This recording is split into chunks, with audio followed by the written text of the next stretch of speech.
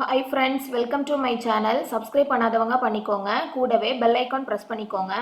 Engineering mathematics 2 பார்த்துட்டு இருக்கிறோம்ல, இதில் வந்து நம்ம மேட்ரிக்ஸ் சப்ஜெக்ட் யூனிட் பார்த்துட்டு இருக்கிறோம். இதில் ப்ரீவியஸ் வீடியோவில் என்ன பார்த்தோம், நம்ம ஒரு மேட்ரிக்ஸுக்கு டயகனலைசேஷன் எப்படி கண்டுபிடிக்கிறதுன்றத ப்ரீவியஸ் வீடியோவில் பார்த்தோம். டுடே நம்ம பார்க்க போகிறது என்னன்னா, குவாட்ரேட்டிக் ஃபார்ம்னா என்ன, கெனானிக்கல் ஃபார்ம்னா என்ன. ஸோ குவாட்ரேட்டிக் ஃபார்முக்கும் கெனானிக்கல் ஃபார்முக்கும் மேட்ரிக்ஸுக்கும் என்ன சம்மந்தம் அப்படின்றது தான் இந்த வீடியோவில் நம்ம பார்க்க போகிறோம். ஸோ இந்த வீடியோவிலேருந்து உங்களுக்கு என்ன தெரியும் அப்படின்னா, குவாட்ரேட்டிக் ஃபார்ம் எப்படி இருக்கும்னு தெரியும், கெனானிக்கல் ஃபார்ம் எப்படி இருக்கும் நீங்கள் படிச்சுக்க போகிறீங்க. நெக்ஸ்ட்டு அந்த குவாட்ரேட்டிக் ஃபார்மில் இருந்து மேட்ரிக்ஸை எப்படி நம்ம கால்குலேட் பண்ணுறது, அந்த ஒரு குவாட்ரேட்டிக் ஃபார்ம் கொடுத்துருவாங்க, அதிலிருந்து மேட்ரிக்ஸ் எப்படி எடுக்கிறதுன்றதை பார்க்க போகிறோம். நெக்ஸ்ட்டு அந்த குவாட்ரேட்டிக் ஃபார்மோட நேச்சர்ஸ்ன்னு ஒரு 5 பாயிண்ட்ஸ் இருக்குது. ஸோ அதையும் நம்ம இந்த வீடியோவில் பார்க்க போகிறோம். ஸோ ஃபஸ்ட்டு குவாட்ரேட்டிக் ஃபார்ம்னா என்ன அப்படின்றத ஃபஸ்ட்டு பார்க்கலாமா. ஸோ குவாட்ரேட்டிக் ஃபார்ம்னா என்ன அப்படின்னா, அது வந்து ஒரு பாலினாமியலாம். It is a polynomial, a homogeneous polynomial of second degree. So பாலினாமியல்னா என்னன்னு நமக்கே தெரியும். என்ன, எக்ஸு ஒய் இந்த மாதிரி நிறைய வேரியபிள்ஸ் இருக்கும், அதெல்லாம் சேர்ந்து ஒரு ஈக்குவேஷன் மாதிரி இருக்கும், அப்படி தானே. ப்ளஸ் நடுவில் ப்ளஸ் அல்லது minus, X square plus 2xy plus 3 square, அந்த 3xy ப்ளஸ் 4y ஸ்கொயர் இந்த மாதிரி இருக்கும்ல, இதுதான் நம்ம பாலினாமியல் சொல்லுவோம். ஸோ இதில் செகண்ட் டிகிரினா என்ன அப்படின்னா, ஒன்லி செகண்ட் டிகிரி மட்டும்தான் இருக்கும். அதாவது இப்போ இந்த எக்ஸ் கியூப் ஒய் கியூப் இந்த மேலே கியூப் இருக்குல்ல, ஸோ இந்த 2க்கு மேலே இருக்கிற எதுவுமே இருக்காது. ஸோ இந்த மாதிரி எக்ஸ் ஸ்கொயர் ஒய் ஸ்கொயர் இது வரைக்கும் தான் இருக்கும், எக்ஸ் கியூப் ஒய் கியூப் இந்த மாதிரி இருக்காது. அதுதான் வந்து செகண்ட் டிகிரி அப்படின்னு சொல்கிறது. ஸோ இந்த டேர்ம்ஸ் எல்லாம் இருக்காது, only x square and y square ரிலேட்டடாக உள்ள டேர்ம்ஸ் மட்டும்தான் இருக்கும். ஸோ அதுதான் செகண்ட் டிகிரின்னு சொல்லுவாங்க. அப்போ ஒரு polynomial of second degree in any number of variables. நமக்கு இங்கே வந்து நான் சொன்னது 2 வேரியபிள் எக்ஸும் ஒய். ஸோ எனி வேரியபிள்ஸ் இருக்கலாம், எக்ஸ் ஒய் இசட் இந்த மாதிரி இருக்கலாம். ஸோ ஒரு பாலினாமியல் ஆஃப் செகண்ட் டிகிரியை தான் நம்ம என்னென்னு சொல்கிறோம், குவாட்ராட்டிக் ஃபார்ம்னு சொல்கிறோம். ஃபார் எக்ஸாம்பிள் இப்போ நான் ஒரு எக்ஸாம்பிள் எடுத்துக்கிறேன். X square plus 2xy plus y square. ஓகேவா, இது வந்து ஒரு குவாட்ராட்டிக் ஃபார்ம். ஸோ இந்த குவாட்ராட்டிக் ஃபார்ம் வந்து ஒன்லி 2 வேரியபிள்ஸ் தான் இருக்குது. என்னெல்லாம் இருக்குது, x variable and y variable இருக்குது, கரெக்டாக. ஸோ அப்போ 2 வேரியபிள் குவாட்ராட்டிக் ஃபார்மில் என்ன இருக்கும் அப்படின்னா, ஃபஸ்ட்டு ஒரு இந்த எக்ஸ் இருக்குது ஒய் இருக்குது, கரெக்டாக. ஸோ இந்த எக்ஸுக்கு ஃபஸ்ட்டு எக்ஸ் ஸ்கொயர் ஒன்று இருக்கும், ஒரு டேர்ம் கண்டிப்பாக எக்ஸ் ஸ்கொயர் டேர்ம் இருக்கும். அதே மாதிரி இந்த வேரியபிள்லே ஸ்கொயர் பண்ணுற ஒரு டேர்ம் இருக்கும், x square and y square 2 term ஆயிடுச்சா. அப்புறம் இந்த 2 டேர்மும் சேர்த்து ஒரு டேர்ம் இருக்கும், அதாவது எக்ஸ் ஒய் அல்லது ஒய் எக்ஸ். எக்ஸ் ஒய் இருக்கலாம் அல்லது ஒய் எக்ஸும் இருக்கலாம், ரெண்டுமே சேம் தான். ஓகேவா. ஸோ அப்போ ஒரு 2 வேரியபிள் குவாட்ராட்டிக் ஃபார்மில் ஒரு ஸ்கொயர் டேர்ம் இருக்கும், அதாவது 2 வேரியபிளும் சம்மந்தப்படுத்தி ஒரு ஸ்கொயர் டேர்ம் இருக்கும். ஸோ இங்கே வந்து நான் எடுத்திருக்கிறது எக்ஸும் ஒய் தான், ஒருவேளை x1 x2 இருக்கலாம். ஸோ அப்போ எப்படி இருக்கும், x1 square plus x2 square plus 2 into x1 x2. ஓகேவா. ஸோ இதுதான் என்னது குவாட்ராட்டிக் ஃபார்ம் ஆஃப், இது வந்து 2 வேரியபிள்ஸ். ஓகேவா. ஃபார் எக்ஸாம்பிள் இப்போ நமக்கு 3 வேரியபிள்ஸில் எப்படி குவாட்ராட்டிக் ஃபார்ம் இருக்கும், ஸோ இதை படியே நம்ம ஈஸியாக சொல்லிடலாம். ஸோ 3 வேரியபிள்ஸ்னால் இப்போ எக்ஸாம்பிள் நான் எக்ஸ் ஒய் இசட் இப்படி 3 வேரியபிள் எடுக்கிறேன்னா கண்டிப்பாக ஒரு ஸ்கொயர் டேர்ம் இருக்கும். அப்போ என்னது, x square plus y square plus z square. ஓகேவா. நெக்ஸ்ட்டு முதல் இந்த 3 வேரியபிள்லேருந்தும் ஒரு ஸ்கொயர் டேர்ம் இருக்கும், அப்புறம் 2 காம்பினேஷனில் ஒன்று இருக்கும், அதாவது எக்ஸ் ஒய் ஒய் இசட் அப்புறம் எக்ஸ் இசட். அப்போ அதை நம்ம எப்படி ரெப்ரசன்ட் பண்ணலாம் அப்படின்னா, இங்கே வந்து இந்த மாதிரி ரெப்ரசன்ட் பண்ணியிருப்பாங்க, 2hxy 2fyz plus 2gxz represent பண்ணியிருப்பாங்க. ஏன் ரெப்ரசன்ட் பண்ணியிருக்காங்கன்னா, இந்த hfg இதெல்லாமே கான்ஸ்டன்ட், புரியுதா. இந்த xy yz xz இந்த டேர்ம் எல்லாம் வரலாம், முன்னாடி ஒரு கான்ஸ்டன்ட் டேர்ம் இருக்கும். ஃபார் எக்ஸாம்பிள் உங்களுக்கு 4xyன்னு வரலாம், 8xzன்னு வரலாம். ஸோ முன்னாடி இருக்கிற கான்ஸ்டன்ட் டேர்முக்கு தான் நம்ம hfgன்னு ரெப்ரசன்ட் பண்ணியிருக்கோம். இந்த 2 ஏன் நம்ம ரெப்ரசன்ட் பண்ணியிருக்கோம்னா, இந்த xyயும் வரலாம் அல்லது ஒய்எக்ஸும் வரலாம், புரியுதா. ஸோ அப்போ நம்ம இந்த ஒய்எக்ஸ் வந்தாலும் நம்ம அது xy தான் எடுத்துப்போம். ஸோ அதை தான் நம்ம xy ப்ளஸ் xyன்ற ஆகும்போது நமக்கு 2xyன்னு ஆகுதா. ஸோ அதனால தான் முன்னாடி 2ன்னு ரெப்ரசன்ட் பண்ணியிருப்பாங்க. இது வந்து நான் வந்து எக்ஸாம்பிளுக்கு தான் சொல்கிறேன், இந்த மாதிரி இருக்கும் அப்படின்னு சொல்கிறேன். ஸோ இது வந்து என்னது, 3 வேரியபிள் குவாட்ராட்டிக் ஃபார்ம். ஸோ இந்த குவாட்ராட்டிக் ஃபார்மை நம்ம காமனாக எப்படி ரெப்ரசன்ட் பண்ணலாம் அப்படின்னா, summation I is equal to 1 to n, j is equal to 1 to n, a I j xi xj. புரியுதா? ஸோ இந்த மாதிரி இதை வந்து நம்ம காமனாக ரெப்ரசன்ட் பண்ணுறோம். ஸோ குவாட்ரேட்டிக் ஃபார்ம் எப்படி இருக்கும் அப்படின்னா, ஒரு 2 வேரியபிள் அப்படின்னா கண்டிப்பாக ஒரு ஸ்கொயர் டேர்ம் இருக்கும். ஏன்னா இது வந்து 2 டிகிரி செகண்ட் டிகிரி நம்ம பார்த்தோம். குவாட்ரேட்டிக் ஃபார்ம்ன்றது செகண்ட் டிகிரி. அப்போ ஒரு ஸ்கொயர் டேர்ம் இருக்கும், 2 ஸ்கொயர் டேர்ம்ஸ் இருக்கும். 2 வேரியபிள் இருந்தால் 2 ஸ்கொயர் டேர்ம்ஸ் இருக்கும். 3 வேரியபிள் இருந்தால் 3 ஸ்கொயர் டேர்ம்ஸ் இருக்கும். அதுக்கப்புறம் காம்பினேஷன் ஆஃப் வேரியபிள்ஸ் இருக்கும். இப்போ 2 வேரியபிள் இருந்தால் எக்ஸ் ஒய்ன்னு இருக்கும், அல்லது ஒய் எக்ஸ்ன்னு இருக்கும். 3 வேரியபிள்ஸ் இருந்துச்சுன்னா அதை எல்லா காம்பினேஷனில் வர எல்லா வேரியபிள்ஸ் இருக்கும். ஆனால் காமனாக அந்த காம்பினேஷன் வரும்போது 2 எக்ஸ்ட்ரா ஒரு டேர்ம் இருக்கும். அதை நோட் பண்ணிக்கணும். ஓகேவா? ஸோ இப்போ நமக்கு குவாட்ரேட்டிக் ஃபார்ம்னா எப்படி இருக்கும்ன்ற பேசிக் ஐடியா தெரிஞ்சுட்டு, இனி அடுத்து என்ன பார்க்க போறோம் அப்படின்னா, ஒரு குவாட்ரேட்டிக் ஃபார்ம்ல இருந்து எப்படி நம்ம மேட்ரிக்ஸ் கண்டுபிடிக்கிறது, அதை வந்து மேட்ரிக்ஸ் ஃபார்ம்ல எப்படி எழுதுறதுன்றதை நம்ம அடுத்து பார்க்கலாம். ஸோ இதில் ஃபர்ஸ்ட் நான் வந்து 2 வேரியபிள் குவாட்ரேட்டிக் ஃபார்மை ஃபர்ஸ்ட் எடுத்திருக்கேன். ஸோ 2 வேரியபிள் இருக்கிற குவாட்ரேட்டிக் ஃபார்ம்ல இருந்து எப்படி நம்ம மேட்ரிக்ஸ் கண்டுபிடிக்கிறதுன்னு பார்க்கலாம். ஸோ ஃபர்ஸ்ட் நீங்க தெரிஞ்சுக்க வேண்டியது, 2 வேரியபிள் குவாட்ரேட்டிக் ஃபார்ம்ல இருந்து உங்களுக்கு கிடைக்க போற மேட்ரிக்ஸ் என்ன மேட்ரிக்ஸா இருக்கும்? 2x2 மேட்ரிக்ஸா இருக்கும். சரியா? 2 வேரியபிள் குவாட்ரேட்டிக் ஃபார்ம்ல இருந்து கிடைக்கிற மேட்ரிக்ஸ் 2x2 மேட்ரிக்ஸா இருக்கும். ஓகே. ஸோ 2x2 மேட்ரிக்ஸ் எப்படி இருக்கும் நமக்கு? அதோட பேசிக் என்ன? எப்படி இருக்கும்? அதாவது 2 ரோ 2 காலம் இருக்கும். கரெக்டா? 2 ரோ 2 காலம் இருக்கும். ஸோ அதில் ஃபர்ஸ்ட் ஒன்று நம்ம என்னன்னு சொல்லுவோம்? A11ன்னு சொல்லுவோம். இது A12ன்னு சொல்லுவோம். இதை வந்து A21ன்னு சொல்லுவோம். இதை என்ன சொல்லுவோம்? A22ன்னு சொல்லுவோம். கரெக்டா? இது வந்து first row first column, first row second column, இந்த மாதிரி சொல்லுவோம். ஸோ இதுதான் நமக்கு கண்டுபிடிக்க போகிற மேட்ரிக்ஸ். ஸோ இதில் இருந்து இதை எப்படி கண்டுபிடிக்கிறது அப்படின்னா, ஃபஸ்ட்டு இந்த ஒரு டயக்னலை பாருங்கள். இந்த டயக்னல் தான் ஃபஸ்ட்டு. ஓகேவா? ஸோ டயக்னலில் ஃபஸ்ட்டு வந்து A11னா என்ன அப்படின்னா, கோஎஃபிஷியன்ட் ஆஃப் எக்ஸ் ஸ்கொயர். எக்ஸ் ஸ்கொயரோட கோஎஃபிஷியன்ட் எடுத்து இந்த இடத்துல போட்டுறணும். அவ்வளோதான். So coefficient of x square என்னது? 2. கரெக்டா? அடுத்தது A22னா என்னன்னா, coefficient of y square. So y ஸ்கொயரோட கோஎஃபிஷியன்ட் என்னது? 3. நெக்ஸ்ட்டு A12ம் A21ம் சேம் தான் இங்கே. கரெக்டா? ஸோ அப்போ A12ம் A21 என்ன போடணும் அப்படின்னா, half of coefficient of XY. So XYக்கு கோஎஃபிஷியன்ட்லேருந்து பாதி எடுத்து போடணும். அவ்வளோதான். 6/2 என்ன வரும்? 3. அப்போ இந்த மேட்ரிக்ஸ் எழுதிடலாமா? ஸோ மேட்ரிக்ஸ் என்ன வரும்? A11ம் A22ம் இந்த எக்ஸ் ஸ்கொயரும் ஒய் ஸ்கொயர். அப்போ 2 3. கரெக்டா? 2 3. இந்த ரெண்டும் சேம். 3 3. ஸோ இதுதான் என்னது? நமக்கு மேட்ரிக்ஸ். ஸோ ஒரு 2 வேரியபிள் குவாட்ரேட்டிக் ஃபார்ம்லேருந்து எப்படி மேட்ரிக்ஸ் கண்டுபிடிக்கிறது? நம்ம இந்த ஸ்டெப்லாம் தனியாக எடுத்து எழுதணும்னு அவசியம் கிடையாது. நம்ம நிறைய ப்ராப்ளம் பண்ணிட்டோம் அப்படின்னா நமக்கு தெரிஞ்சிடும். எக்ஸ் ஸ்கொயரோட டேர்ம் இதை எடுத்து போடணும், ஒய் ஸ்கொயரோட கோஎஃபிஷியன்ட் இதில் போடணும், அப்புறம் எக்ஸ் ஒயோட கோஎஃபிஷியன்ட் இந்த 2 பக்கத்துலேயும் போடணும். அவ்வளோதான். அதுதான் என்னது? மேட்ரிக்ஸ். இப்போ இது வந்து 2 வேரியபிள் குவாட்ரேட்டிக் ஃபார்ம்லேருந்து மேட்ரிக்ஸ் எப்படி எடுக்கிறதுன்னு சொல்லி தந்தேன். அடுத்தது நம்ம இப்போ 3 வேரியபிள் குவாட்ரேட்டிக் ஃபார்ம்லேருந்து எப்படி மேட்ரிக்ஸ் எடுக்கிறதுன்னு பார்ப்போம்.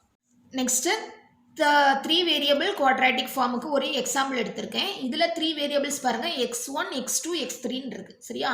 xy z தான் வரும் அப்படின்ல, என்ன வேரியபிள் வேணாலும் கொடுப்பாங்க. இதில் 3 வேரியபிளை நீங்கள் ஞாபகம் வச்சுக்கோங்க. x1 x2 x3. So 3 variable இருக்குது.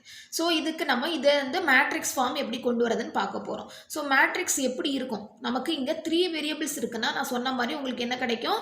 3x3 மேட்ரிக்ஸ் கிடைக்கும். ஸோ 3x3 மேட்ரிக்ஸ் எப்படி இருக்கும்? A11 A12 A13 A21 A22 A23. அடுத்தது A31 A32 A33. ஓகேவா? இதுதான் நம்மளோட மேட்ரிக்ஸ். ஸோ நம்ம 2x2 மேட்ரிக்ஸில் என்ன பார்த்தோம் அப்படி ஞாபகம் வச்சுக்கோங்க. First A11 A22 A33. So அப்போ நீங்கள் இதுலேருந்து ஈஸியாக கெஸ் பண்ணிடுவீங்க. ஃபஸ்ட்டு டேர்மோட ஸ்கொயரை வந்து A11ல் போடணும், செகண்ட் டேர்ம் ஸ்கொயரை வந்து A22ல் போடணும், A33ல் வந்து coefficient of x3 square. So இது ரொம்ப ஈஸி. ஸோ A11ன்றது என்னது? Coefficient of x1 square. So x1 ஸ்கொயருக்கு கோஎஃபிஷியன்ட்ல என்ன இருக்குது? 2. கரெக்டா? ஸோ A22ம் அதே மாதிரி coefficient of x2 square. So x2 ஸ்கொயருக்கு கோஎஃபிஷியன்ட் என்ன இருக்கீங்க? -2. A33 என்னது? அப்போ coefficient of x3 square. So x3 ஸ்கொயரோட கோஎஃபிஷியன்ட் என்ன இருக்குது? 4. ஸோ இது வரைக்கும் உங்களுக்கு புரிஞ்சுதா? ரொம்ப ஈஸி. ஸோ ஃபஸ்ட் 3 வேரியபிள் இருக்குது. ஃபஸ்ட்டு வேரியபிளோட ஸ்கொயரில் இருக்கிற முன்னாடி உள்ள கோஎஃபிஷியண்ட்டை A11ல் போடணும். A22ன்றது செகண்ட் வேரியபிளோட ஸ்கொயர். A33ன்றது தேர்ட் வேரியபிளோட ஸ்கொயருக்கு இருக்க கோஎஃபிஷியண்ட்டாக போடணும். ஓகேவா? இது ஈஸி. அடுத்தது வாங்க. அடுத்தது முதல் 2 வேரியபிள் எடுத்துப்போம். x1 x2 x3 3 வேரியபிள் இருக்குது. ஸோ முதல் ரெண்டையும் பேர் பண்ணுறோம். அப்போது first variable and second variable. அப்போது A12ம் A21ம் சேமாக தான் இருக்கும். புரியுதா? First variable and second variable. அதே மாதிரி second variable and first variable. ஓகேவா? ஃபஸ்ட் வேரியபிளோட செகண்ட் வேரியபிள் ரெண்டையும் கம்பேர் பண்ணுறது சேமாக தான் இருக்கும். ஸோ இந்த ரெண்டையும் கம்பைன் பண்ணுறது என்னதுன்னு நான் சொல்லியிருக்கேன், half of coefficient of x1 x2. சரியா? ஸோ x1 x2 கோஎஃபிஷியன்ட் என்ன இருக்கீங்க 2. ஸோ அதுலேருந்து ஹாஃப் கிடைச்சா என்ன வரும் 1. அதே மாதிரி அடுத்தது 2 and 3. ஸோ A23யும் A32ம் சேமாக தான் வரும். என்னது? Half coefficient of x2 and x3. So x2 x3 coefficient என்ன இருக்கீங்க 6. ஸோ 6 டிவைடட் பை 2 என்ன வரும் 3. ஸோ அடுத்தது A31ம் A13யும் same. So 1/2 of coefficient of x1 and x3. So என்ன கொடுத்திருக்காங்க? x1 x3 coefficient முன்னாடி என்ன இருக்கு? -6. So -6 divided by 2 என்னது? -3. So எல்லா வேரியபிளும் எடுத்துட்டோம். இது அப்படியே நம்ம இந்த மேட்ரிக்ஸில் எழுதிடலாமா? அப்போ என்ன வரும்? Matrix A is equal to first x1 square x1 square x2 square x3 squares இந்த மாதிரி வரும். ஓகே. ஸோ 2 -2 4. அப்புறம் இது வந்து A1, இது வந்து A12, இது A21. ஸோ இந்த ரெண்டும் சேமாக வரும். நம்ம என்ன கண்டுபிடிச்சி வச்சுருக்கோம்? A12 A21 1. ஸோ 1 1. ஓகேவா? அடுத்து என்ன பார்த்துருக்கோம்? A23யும் A32ம் 3. ஸோ A23ன்றது என்ன வரும்? எங்கே வரும்? இந்த இடத்துல வரும். ஸோ இதுவும் A32ன்றது எங்கே வரும்? இங்கே வரும். ஸோ இந்த ரெண்டும் சேம். அப்புறம் இந்த ரெண்டும் சேம். -3 இது -3. ஓகேவா? ஸோ இப்படி நம்ம நிறைய ப்ராப்ளம் செஞ்சு பார்த்தா தான் உங்களுக்கு இந்த ஸ்டெப்ஸ் எல்லாம் தனியாக எடுத்து எழுதாமல் நம்ம அப்படியே இந்த குவாட்ராட்டிக் ஃபார்மை பார்த்த உடனே நம்ம டைரெக்டாக இந்த மேட்ரிக்ஸ் எழுதிடலாம். புரியுதா? ஸோ இது ஃபுல்லாக சேம் கான்செப்ட். ஃபர்ஸ்ட் வேரியபிள் ஸ்கொயரோட கோஎஃபிஷியன்ட், செகண்ட் வேரியபிள் ஸ்கொயரோட கோஎஃபிஷியன்ட், தேர்ட் வேரியபிள் ஸ்கொயரோட கோஎஃபிஷியன்ட். அதுக்கப்புறம் இந்த A12ம் A21ம் சேமு, A23யும் 3-2ம் சேமு, A31ம் A13யும் சேம். ஸோ அதை எப்படி நீங்கள் ஞாபகத்தில் வச்சுக்கணும்னா ஃபஸ்ட் வேரியபிளும் செகண்ட் வேரியபிளும் சேர்த்து வர கோஎஃபிஷியன்ட். அதே மாதிரி செகண்ட் வேரியபிளும் தேர்ட் வேரியபிளும். இதில் வந்து தேர்ட் வேரியபிளும் ஃபஸ்ட் வேரியபிளும் சேர்ந்து வர இதோட கோஎஃபிஷியண்ட்டை ஹாஃபால் டிவைட் பண்ணால் அதுதான் அந்த வேல்யூ. புரியுதா? ஸோ இப்போ நம்ம ஒரு குவாட்ராட்டிக் ஃபார்முக்கு கொடுத்துருப்பாங்க. அதில் இருந்து மேட்ரிக்ஸ் எப்படி எடுக்கிறது நம்ம பார்த்துட்டோம். இது வந்து 2 வேரியபிளும் 3 வேரியபிள்ஸும். ஸோ இந்த ரெண்டும் தான் காமனாக வர்றது. அதனால தான் அந்த ரெண்டையும் நான் எடுத்திருக்கேன். இப்போ நெக்ஸ்ட்டு நம்ம என்ன பார்க்க போகிறோம் அப்படின்னா, ஒரு குவாட்ராட்டிக் ஃபார்ம் கொடுத்துட்டு அதோட நேச்சர்ஸ் என்ன அப்படின்னு கண்டுபிடிக்க கேட்பாங்க. ஸோ அதில் ஒரு 5 இம்பார்ட்டன்ட் பாயிண்ட்ஸ் இருக்குது. ஓகே, அது என்னன்றதை பார்ப்போம். ஸோ ஒரு குவாட்ராட்டிக் ஃபார்ம் கொடுத்துருவாங்க. ஸோ அதுக்கு வந்து நேச்சர் என்னன்னு கண்டுபிடிக்க கேட்பாங்க. ஸோ இதில் வந்து நமக்கு 5 நேச்சர்ஸ் இருக்குது. ஃபர்ஸ்ட் வந்து பாசிட்டிவ் டெஃபினைட், செகண்ட் வந்து நெகட்டிவ் டெஃபினைட். ஸோ இந்த ரெண்டையும் கம்பேர் பண்ணி படிங்க. Positive definite, negative definite. அதில் அடுத்தது செமி டெஃபினைட்னு வரும். அதில் 2 எண்ணம் இருக்குது. Positive semi definite, negative semi definite. அடுத்தது இன்டெஃபினைட். ஓகேவா? ஸோ எப்படி இதை நம்ம வந்து ஃபைன் பண்ணுறது நம்ம பார்க்கலாம். ஸோ ஃபஸ்ட்டு ஒரு குவாட்ராட்டிக் ஃபார்ம் கொடுத்துருவாங்க. அதிலேருந்து நீங்கள் மேட்ரிக்ஸ் எடுத்து எழுதுறது எப்படின்னு நான் சொல்லி கொடுத்துட்டேன்.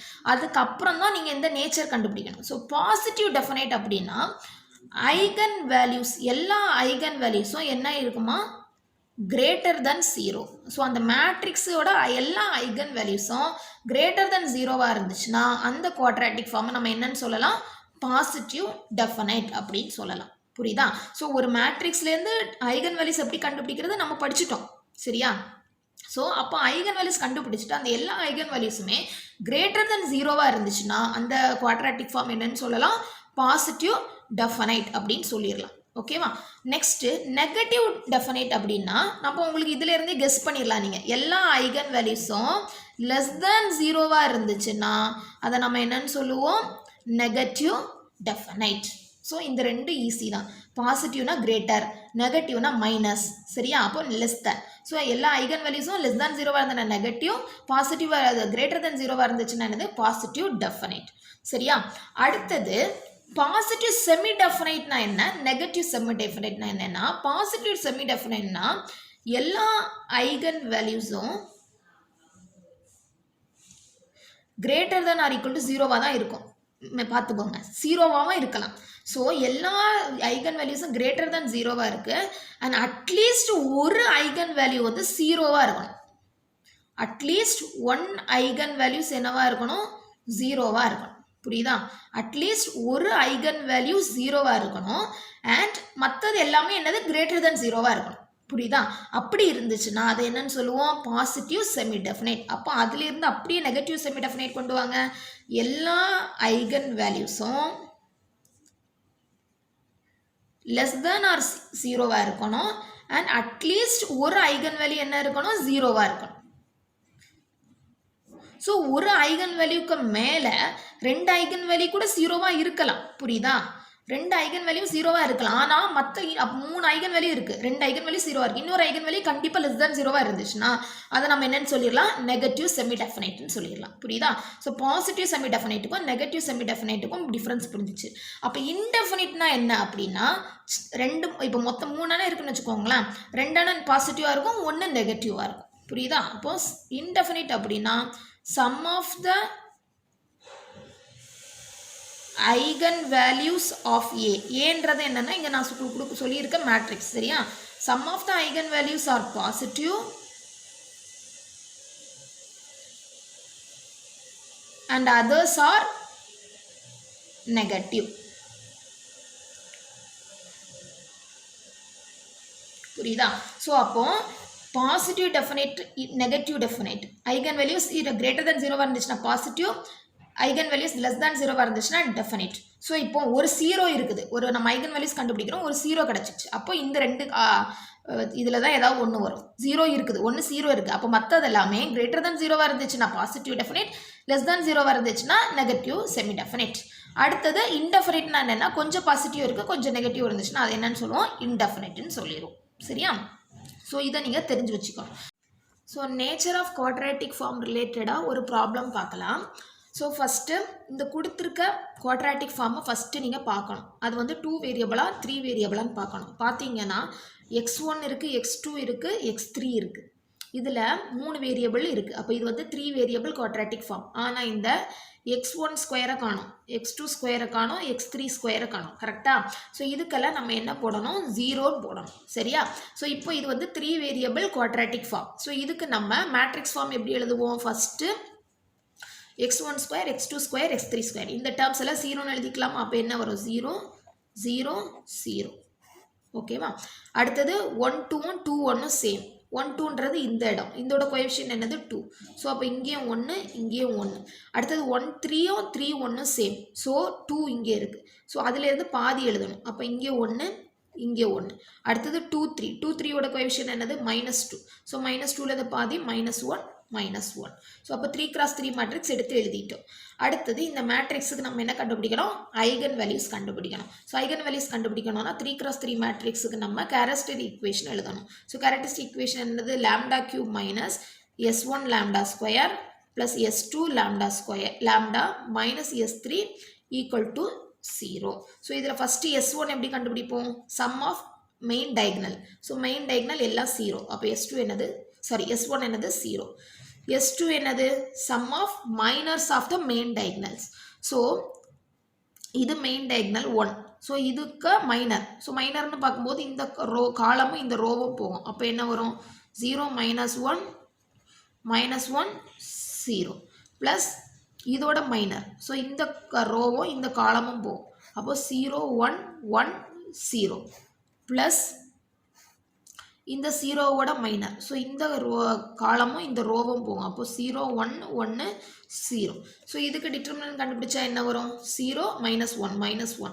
ஸோ இதுக்கு டிட்டர்மினன்ட் -1, இதுக்கும் -1. ஸோ இப்போ என்ன வரும், 3. ஸோ S2 கண்டுபிடிச்சாச்சு. அடுத்தது S3. S3ன்றது என்னது? இந்த மேட்ரிக்ஸுக்கு டிட்டர்மினன்ட் கண்டுபிடிக்கணும். ஸோ இந்த மேட்ரிக்ஸை டிட்டர்மினன்ட் கண்டுபிடிச்சோம்னா ஃபஸ்ட்டு 0 எடுப்போம். அப்போ எல்லாம் இன்டூ பண்ணால் 0 தான் வரும். அப்போ அதை விட்டுருங்க. -1 அப்படி தானே? மைனஸ் அடுத்த டேர்ம் எடுப்போம். -1 இன்டூ இந்த காலம் இந்த ரோ போயிடும். அப்போது 0 மைனஸ் ஆஃப் -1 கரெக்டா? ஸோ அப்போ என்ன வரும் நமக்கு? 1 ப்ளஸ் அடுத்தது 1 இந்த 1 எடுப்போம். 1 இன்டூ இந்த இது எடுக்கும்போது இந்த காலமும் இந்த ரோவும் போயிடும். அப்போ 1 இன்டூ -1 என்ன வரும்? -1 -0. அப்போ என்ன தான் வரும் இங்கே? -1. ஸோ அப்போ இது என்ன வந்துச்சு? -2 வந்துட்டு. ஸோ இந்த S1 S2 S3யோட வேல்யூ இதில் சப்ஸ்டியூட் பண்ணிடலாமா? அப்போ என்ன வரும் நமக்கு? Lambda cube -3 lambda plus 2 = 0. So இதை சால்வ் பண்ணி இப்போ நம்ம என்ன எடுக்கணும்? இதோட ரூட்ஸ் கண்டுபிடிக்கணும். ஆனால் நீங்கள் பார்த்துக்கணும், இங்கே கியூப் இருக்குது, ஸ்கொயர் இல்லை. ஸ்கொயர் டேர்ம் இல்லை. அடுத்தது நார்மல் ஒரு லாம்டா டேர்ம் இருக்குது, ப்ளஸ் ஒரு கான்ஸ்டன்ட் இருக்குது. சரியா? அப்போ நம்ம இதுக்கு வந்து டிவிஷன் மெத்தடில் தான் கண்டுபிடிக்க முடியும். ஸோ லாங் டிவிஷன் இந்த மாதிரி போட்டு கண்டுபிடிப்போம்ல. ஸோ அதில் ஃபஸ்ட்டு கியூபோட கோஎஃபிஷியன்ட் எழுதணும் 1, ஸ்கொயரோடது இல்லை, அப்போ 0 போட்டுடலாம். -3 2. ஸோ ஃபஸ்ட்டு 1 நம்ம ரூட்டாக எடுத்துப்போம். எக்ஸாம்பிள் 1 ஒரு ரூட்டாக எடுத்துப்போம். ஸோ அப்போ என்ன பண்ணுவோம்? இதில் 0 போட்டுட்டு இந்த 2 ப்ளஸ் பண்ணி இதில் போடுவோம் 1. ஸோ இந்த 2 இன்டூ பண்ணி இதில் போடணும். 1 இன்டூ 1 1. ஸோ இந்த 2 ப்ளஸ் பண்ணால் 1. 1 இன்டூ 1 1. ஸோ -2 இந்த 2 ப்ளஸ் பண்ணால் -2 இன்டூ 1 -2. ஸோ 0 ஆயிடுச்சு. அப்போ 0 ஆயிடுச்சுன்னா 1ன்றது நமக்கு இப்போ ஒரு ரூட்டு தான். சரியா? 1 ஒரு ரூட். அப்போ மற்ற ரூட்ஸை இதுலேருந்து இந்த இடத்த ஈக்குவேஷனாக எடுத்து எழுதணும். ஸோ இந்த இங்கே ஒரு கியூபுன்றதுக்கு ஒரு ரூட் கிடச்சிட்டு, மீதி இனி 2 ரூட்டு தான் கிடைக்கணும். அப்போ இதுலேருந்து எழுதும்போது lambda square plus lambda -2 = 0. So இதுக்கு ரூட்ஸ் எடுங்க. இன்டூ பண்ணால் -2 வரணும், ப்ளஸ் பண்ணால் 1 வரணும். அப்போ -2ம் 1ம் வரும். ஸோ அப்போ லாம்டா -2 லாம்டா ப்ளஸ் 1 = 0. அப்போ லாம்டா இஸ் ஈக்குவல் டு 2 -1. அப்போது நம்மளோட ஐகன் வேல்யூஸ் என்னெல்லாம்? இதில் வந்து நமக்கு என்ன கிடச்சிருக்கு? 2ம் -1ம் இன்னொரு ரூட் இருக்குது 1. அப்போ 1 -1 2. ஸோ இப்போ இதுலேருந்து எப்படி நேச்சர் கண்டுபிடிக்கலாம் பாருங்களேன். ஐகன் வேல்யூஸை நல்லா பாருங்கள். எல்லா ஐகன் வேல்யூஸும் பாசிட்டிவாக இருக்கா? இல்லை, மைனஸ் இருக்குது. அப்போ எல்லாமே கிரேட்டர் தேன் 0ன்னு சொல்ல முடியாது. எல்லாமே நெகட்டிவாக இருக்கா? இல்லை, பாசிட்டிவும் இருக்குது நெகட்டிவும் இருக்குது. 0 இல்லை. அப்போ செமி டெஃபினேட்டாக வராது, டெஃபினேட்டாகவும் வராது. அப்போ some positive values, 2 positive value இருக்குது, ஒரு நெகட்டிவ் வேல்யூ இருக்குது. So this quadratic form is indefinite. புரிஞ்சுதா? ஸோ நம்ம ஐகன் வேல்யூஸ் எப்படி கண்டுபிடிக்கணுன்றது எல்லாமே நம்ம ப்ரீவியஸ் வீடியோவில் எல்லாமே பார்த்துட்டோம். இது எல்லாமே நமக்கு தெரியும். ஸோ இன்றைக்கி நம்ம பார்த்தது குவாட்ராட்டிக் ஃபார்ம்லேருந்து எப்படி மேட்ரிக்ஸ் எடுத்து எழுதணும்னு பார்த்துட்டோம். இந்த மேட்ரிக்ஸ்லேருந்து ஐகன் வேல்யூஸ் நமக்கு தெரியும். ஐகன் வேல்யூஸ் கண்டுபிடிச்சிட்டு கடைசியில் நம்ம அதை செக் பண்ணணும். டெஃபினேட்டா, பாசிட்டிவ் டெஃபினேட்டா, நெகட்டிவ் டெஃபினேட்டா, பாசிட்டிவ் செமி டெஃபினேட்டா, நெகட்டிவ் செமி டெஃபினேட்டா, இன்டெஃபினேட்டான்னு செக் பண்ணிட்டோம்னா நமக்கு ஆன்சர் வந்துடும். புரியுதா? ஸோ இது சிம்பிள் தான். நெக்ஸ்ட்டு கெனானிக்கல் ஃபார்ம்னா என்ன? ஸோ குவாட்ராட்டிக் ஃபார்ம்னா என்ன, அதோட பேசிக்கலாக நம்ம படிச்சுட்டோம். கெனானிக்கல் ஃபார்ம்னா என்ன அப்படின்னா, குவாட்ராட்டிக் ஃபார்மில் உள்ள ஒரு சப் டாபிக் மாதிரி தான். புரியுதா? குவாட்ராட்டிக் ஃபார்மே தான். ஆனால் அதில் ஒன்லி ஸ்கொயர் டேர்ம்ஸ் மட்டும் இருந்துச்சு அப்படின்னா அந்த ஃபார்மை நம்ம என்னன்னு சொல்லுவோம்? கெனானிக்கல் ஃபார்ம்னு சொல்லுவோம். இப்போது 2 வேரியபிள்னு எடுத்துக்கோங்கன்னு வச்சுக்கோங்களேன். எக்ஸாம்பிள் 2 வேரியபிள் இருந்ததுன்னா x² + y² மட்டும்தான் இருக்கும். அந்த xy yxன்னு இருக்கும் பார்த்தீங்களா, அந்த டேர்ம்ஸ் இருக்காது. ஒன்லி ஸ்கொயர் டேர்ம்ஸ் மட்டும் இருந்துச்சுன்னா அதை வந்து என்னன்னு சொல்லுவோம்? கெனானிக்கல் ஃபார்ம்னு சொல்லுவோம். இப்போ ஃபார் எக்ஸாம்பிள் இந்த மாதிரி இருக்கலாம், x1² - x2² இந்த மாதிரி இருக்கும். இது வந்து 2 வேரியபிள். 3 வேரியபிள்னா என்ன இருக்கும்? x² + y² + z². இப்படி தான் இருக்கணும் இல்லை, முன்னாடி ஒரு கான்ஸ்டண்ட்டாக இருக்கும். சரியா? 2x² - 5y² + 6z² இந்த மாதிரி இருக்கும். So only square terms of variable இருந்துச்சுன்னா அதுக்கு என்னன்னு சொல்லுவோம்? நம்ம கெனானிக்கல் ஃபார்ம்னு சொல்லுவோம். ஸோ குவாட்ராட்டிக் ஃபார்மில் உள்ள ஒரு சப் டாபிக் மாதிரி, சப் கான்செப்ட் மாதிரி தான். ஸோ ஒன்லி ஸ்கொயர் டேர்ம்ஸ் இருந்துச்சுன்னா அதை நம்ம என்னன்னு சொல்லுவோம்? கெனானிக்கல் ஃபார்ம்னு சொல்லுவோம். ஸோ இந்த வீடியோவில் நம்ம குவாட்ராட்டிக் ஃபார்ம்னா எப்படி இருக்கும்னு பார்த்தோம். அந்த குவாட்ராட்டிக் ஃபார்ம்லேருந்து மேட்ரிக்ஸ் எப்படி எடுத்து எழுதுறதுன்னு பார்த்தோம். அடுத்தது அந்த குவாட்ராட்டிக் ஃபார்முக்கு சம் நேச்சர்ஸ் இருக்குது, அதெல்லாம் எப்படி கண்டுபிடிக்கிறதுன்னு பார்த்தோம். அடுத்தது கெனானிக்கல் ஃபார்ம்னா என்னன்றதை பார்த்தோம். ஸோ என்னோடய சேனலை இன்னும் சப்ஸ்கிரைப் பண்ணலைன்னா மறக்காமல் சப்ஸ்கிரைப் பண்ணிக்கோங்க. நெக்ஸ்ட் வீடியோவில் நம்ம இந்த கெனானிக்கல், அதாவது இந்த குவாட்ராட்டிக் ஃபார்ம் ஃபஸ்ட்டு கொடுத்துருவாங்க. இந்த குவாட்ராட்டிக் ஃபார்ம் கொடுத்துட்டு அதை கெனானிக்கல் ஃபார்மாக மாற்று அப்படின்னு சொல்லுவாங்க. ஸோ அது எப்படின்றத நம்ம நெக்ஸ்ட் வீடியோவில் பார்க்கலாம். Thank you students.